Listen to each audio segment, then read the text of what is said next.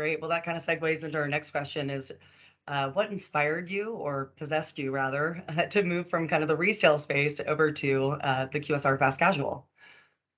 Yeah, so the actual reason is pretty easy. I was asked to join the company from a previous friend and coworker who worked at a startup space.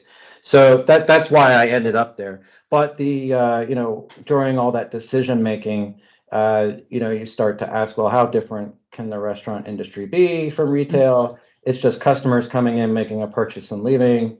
Yeah, well, there's more to it than that. So I have learned a lot over the last 18 months. I would say that a little bit of ignorance led me to think that it would be just the same. But I think I've learned a lot, and I'm very humbled by the frontline workers at both retail and restaurants, but their jobs are very different.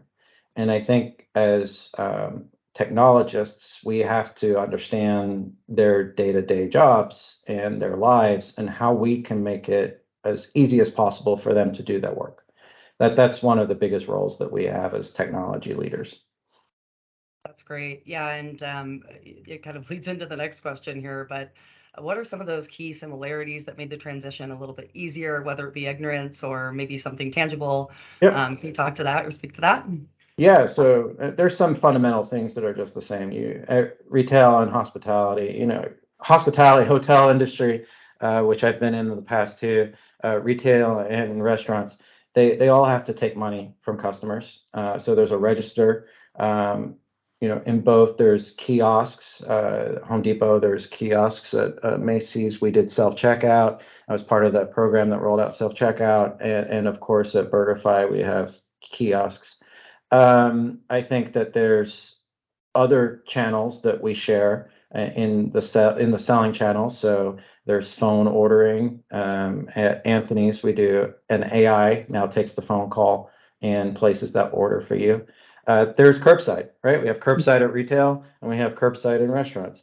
There's inventory that you have to take in both. I think where the differences are in that the how you make the sausage, literally, right? So at Macy's, there's a big truck that pulls up to the back twice a week. They offload it, they put it on hangers, they take it out, and they put it in the right place in the front, and they wait for people to show up, and or people to place orders online, and they go find it, they put it in boxes, and they ship it out the front door or the back door again. Or people come in the front door, they walk around, and they check out and they leave. With a restaurant, you're always on demand and that production facility. So it's a lot, it's more like manufacturing in that regard. With raw materials, you have to do prep ahead of time. There's a lot more things that you have to worry about, whether it's food safety. So in retail, you don't have to worry about things like, is the temperature too cold or, too warm or things like that. So there's definitely very small differences that make a big difference, right?